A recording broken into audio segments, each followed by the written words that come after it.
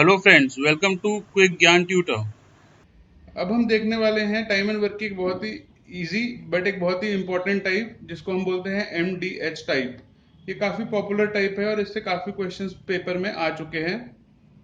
तो पहले देखते हैं MDH टाइप क्या होती है, उसके बाद एक आसान से एग्जाम्पल के साथ इसको समझने की कोशिश करते हैं। MDH MDH is M is for man, D is for days and H is for hours.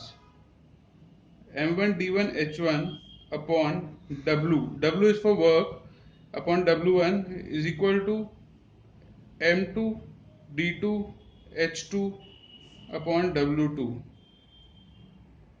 ये एक सिंपल इक्वेशन है जो ये बता रहा है कि अगर वर्क डन और उस वर्क को करने के लिए कितना टाइम लग रहा है और कितने पर्सन्स लग रहे हैं, उनको अगर हमें इक्वेट करना हो तो हम कैसे कर सकते हैं।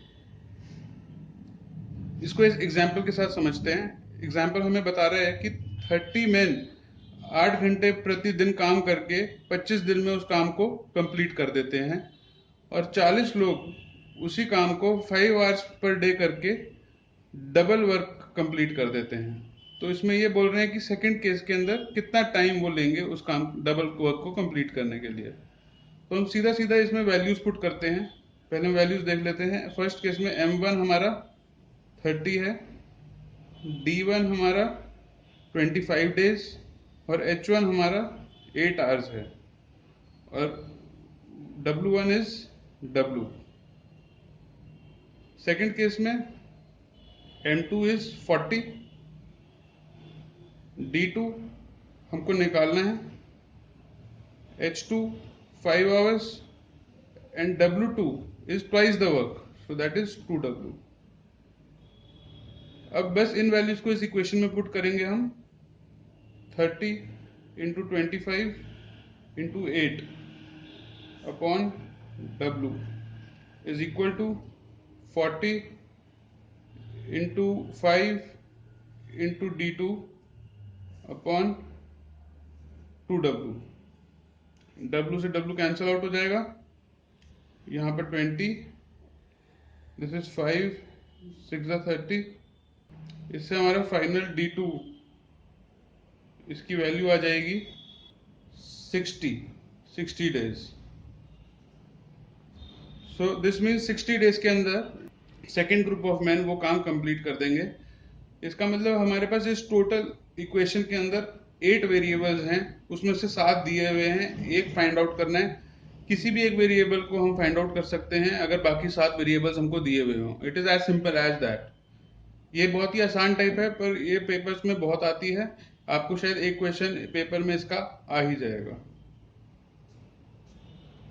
अब हम देखने जा रहे हैं टाइप 7 का सेकेंड सब पार्ट। इस टाइप ऑफ पार्ट के अंदर हम क्या करेंगे, MDH के फॉर्मूले को यूज करके हम इनकी एफिशिएंसी निकालने की कोशिश करेंगे और वो एफिशिएंसी निकलने के बाद आप जानते हैं जैसे हमने अपने प्रीवियस क्वेश्चंस किए हैं, हम बाकी का सारा डेटा हम डिराइव कर सकते हैं। तो देखते हैं इसमें क्या हो रहा है। A does half work as much as B in 1/6 of the time. अब देखिए इसमें हम फिर MDH लगाएंगे। A काम कर पा रहा है हाफ और टाइम कितना ले रहा है 1/6, और B इन रिलेटिविटी 1 वर्क कर रहा है और 1 टाइम ले रहा है। तो इससे सॉल्व करके A और B की रेशियो आ जाएगी हमारे पास 3:1। A और B की रेशियो 3:1 का मतलब है हमें उनकी एफिशिएंसीज पता लग गई है। A एक दिन में 3 यूनिट्स काम कर सकता है और B एक दिन में 1 यूनिट काम कर सकता है। तो इसका मतलब A और B एक दिन में 4 यूनिट्स काम कर सकते हैं। अच्छा, टोटल वर्क निकालने के लिए हमको टोटल नंबर ऑफ डेज पता होने चाहिए कि एक साथ कितना डेज में वो लोग काम कंप्लीट कर रहे हैं, जो हमें क्वेश्चन में दिया हुआ है 10 डेज।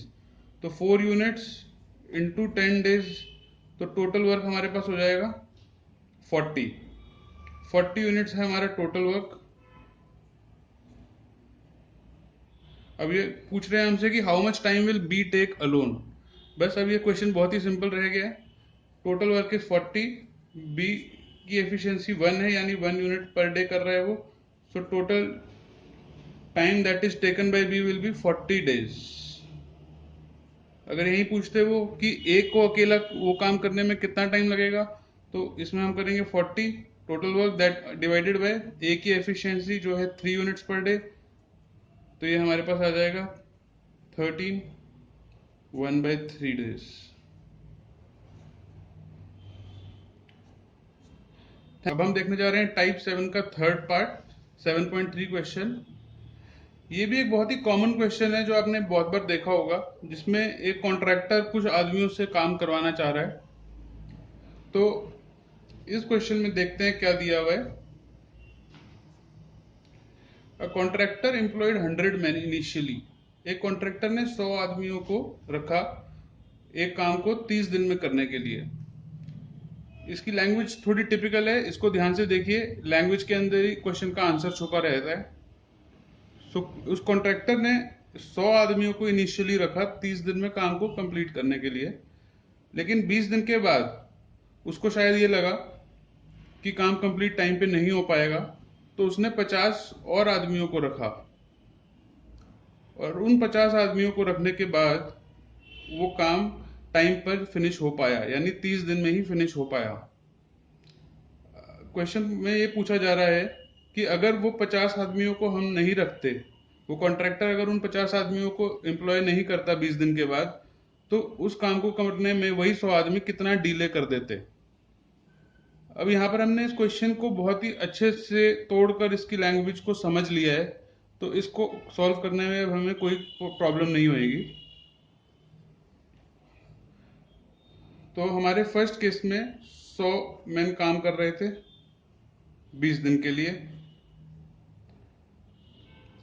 उसके बाद 50 और आदमी आए तो 150 मैन ने काम किया अगले 10 दिन के लिए। तो सेकंड केस में क्या बोल रहा है वो कि अगर उसने वो 50 एक्स्ट्रा आदमी एम्प्लॉय नहीं किए होते तो क्या होता। पहले 20 दिन के लिए तो तब भी वो 100 मैन ही काम कर रहे थे,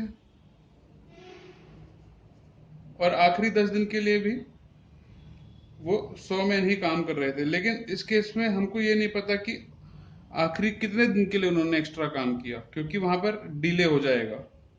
तो वो टाइम पीरियड को हम D2 मान लेते हैं।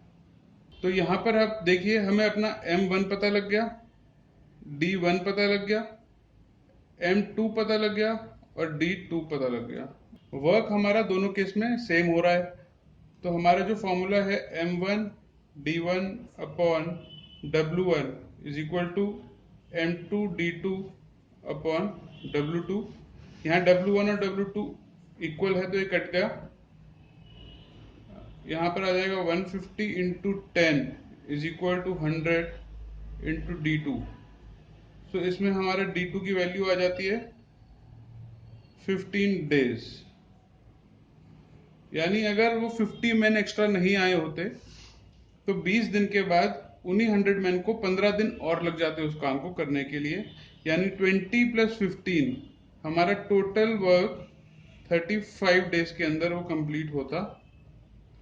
अब इसमें इनिशियली वो वर्क 30 डेज के लिए प्लान था, तो इसका मतलब 5 डेज का डिले हो जाता अगर वो 50 एम्प्लॉय नहीं करते तो।